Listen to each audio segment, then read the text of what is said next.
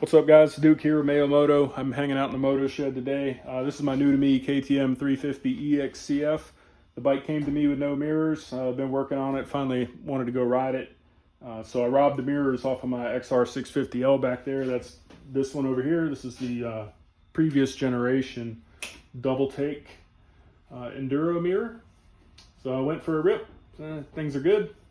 Started shopping around for new mirrors, and then conveniently my buddy Ben over at Moto Camp Nerd just started carrying double take. So I stopped in today to get a set. Something I didn't think about is double take updated their mirrors. I heard about it a while back, heard it was an improvement.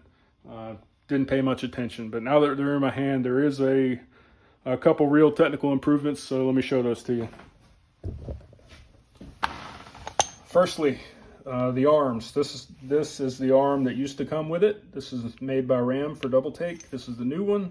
Looks like double take's making it themselves. This one you can see inside some kind of die cast or some kind of metal. This one I wasn't sure if it was metal or reinforced plastic. So a little pocket knife, scuff the finish. You can see right there. This is a very similar material. The big improvement, the old one is just smooth in here, so when you squeeze the ball, your holding power is just a function of the coefficient of friction between these two materials and how hard you're squeezing. So the harder you squeeze, the less likely it is to move. That's intuitively obvious, I think, makes sense. The new one, same thing's true, but they've added a mechanical element. So firstly, this hole. The hole in itself is going to add a fair amount of holding power, and then they've added these little ridges. So what that means for you is less force on the thumb screw is required to get the same amount of holding power. And but dude, I have no problem. I squeeze this, it works fine. Yeah, that's true, but the harder you squeeze this ball, the more likely you are to cause separation between the rubber and the aluminum. So if we look, this is imagine this is an O-ring.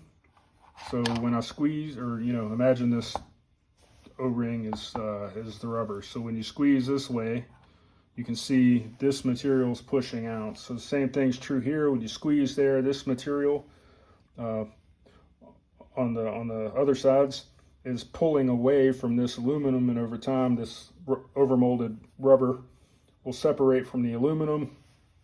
So you end up with a situation where this can rock around just a little bit, and eventually you get frustrated and replace these. The new ones are also rubber overmolded onto aluminum, but if you look inside, you can see when you put this bolt through there, you're actually pinching some of the rubber between the fastener and the base. So instead of being solely reliant on the adhesive or chemical bond between these two parts, there is a mechanical element where your fastener is squeezing the rubber. So these are going to hold up much better, I think.